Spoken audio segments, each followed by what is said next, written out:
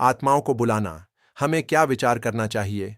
माध्यमों की पुस्तक के दूसरे भाग के अध्याय 25 में एलेन कार्डेक कुछ सामान्य विचार प्रस्तुत करते हैं जो बुलाने के बारे में हैं। बुलाना का अर्थ है एक आत्मा को विशेष रूप से बुलाना ताकि संवाद स्थापित किया जा सके। स्वाभाविक प्रकट होने की घटनाओं से अलग बुलाने में संवाद का एक जानबूझकर उद्देश्य होता है।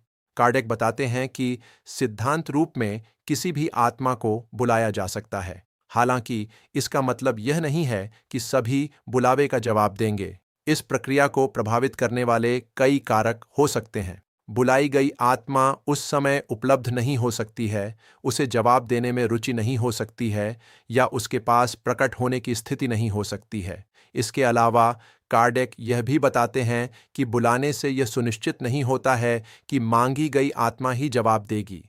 कुछ स्थितियों में अन्य आत्माएं उस आत्मा के स्थान पर सामने आ सकती हैं जिसे बुलाया गया था। इस कारण से वह हमेशा सावधानी और संचारों का सावधानीपूर्वक विश्लेषण करने की सिफारिश करते हैं। कार्डेक द्वारा प्रस्तुत एक और महत्वपूर्ण बिंदु यह है कि आवाहन किस इरादे से किया जाता है। केवल जिज्ञासा या दूसरों को प्रभावित करने के लिए किए गए आवाहन अक्सर असंगत परिणाम उत्पन्न करते हैं।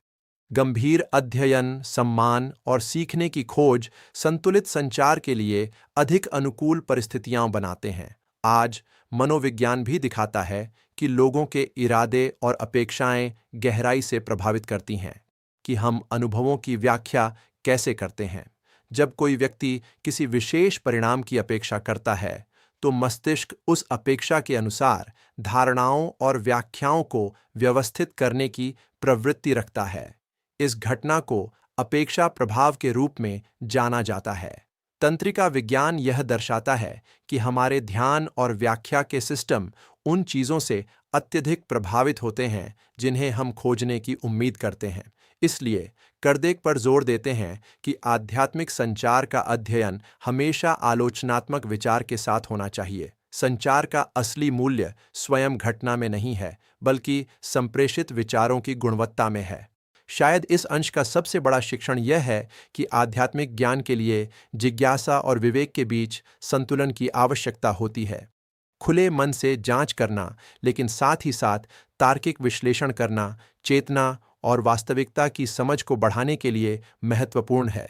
यदि इस विचार ने आपको इस विषय पर आपकी समझ को बढ़ाया है, तो इस सामग्री को उन लोगों के साथ साझा करें जो जागरूकता और विवेक के साथ आध्यात्मिकता का अध्ययन करना चाहते हैं।